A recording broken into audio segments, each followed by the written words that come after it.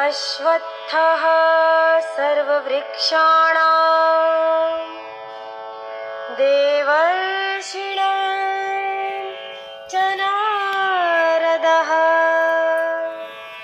गन्धर्वाणां चेत्ररथः सिद्धानां कपिलो मुनिः।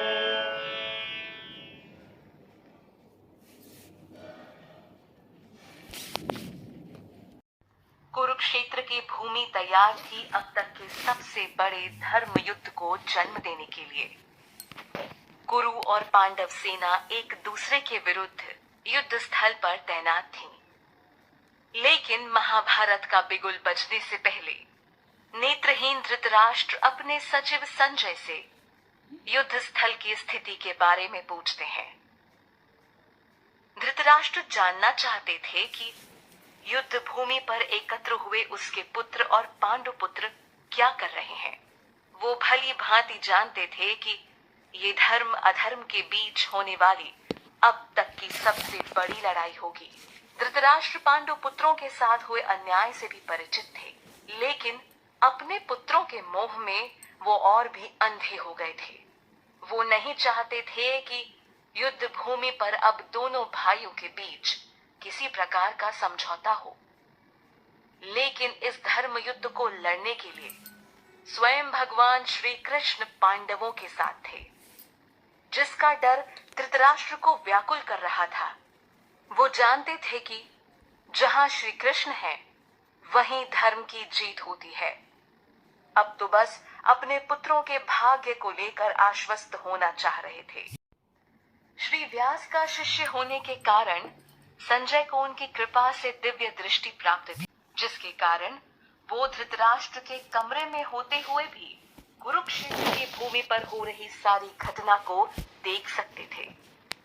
धृतराष्ट्र के सवाल का उत्तर देते हुए संजय ने उन्हें बताया कि हे राजन, पांडवों की व्यूह रचना को देखने के बाद राजा दुर्योधन अपने सेनापति द्रोणाचार्य के पास गए, जहां वो उनसे ये शब्द कहते हैं।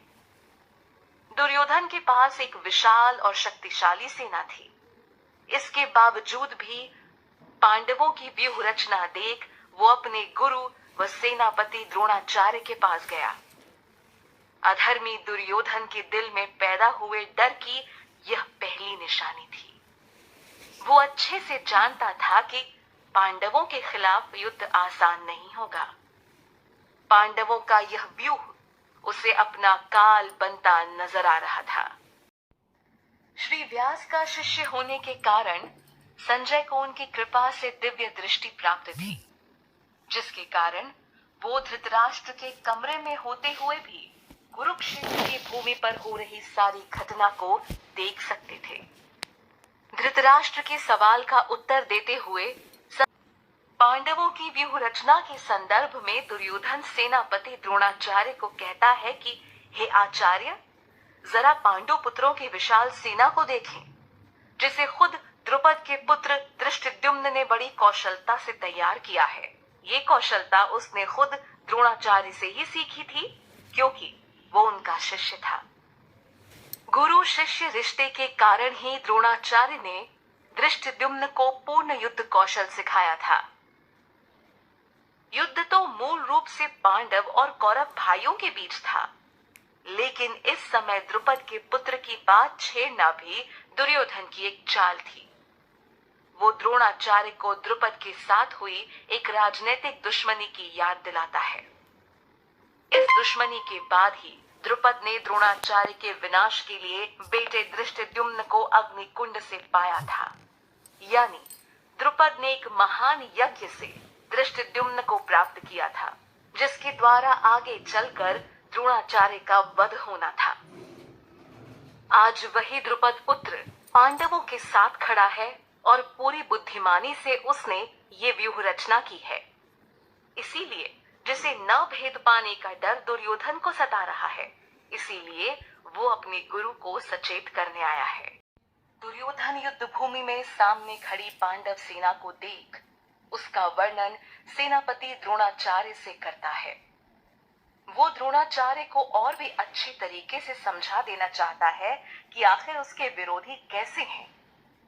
वो कहता है कि इस सेना में सिर्फ भीम और अर्जुन ही नहीं, बल्कि उनके समान अनेक वीर योद्धा भी शामिल हैं, जैसे महारथी युयुधान, विराट तथा द्रुपद।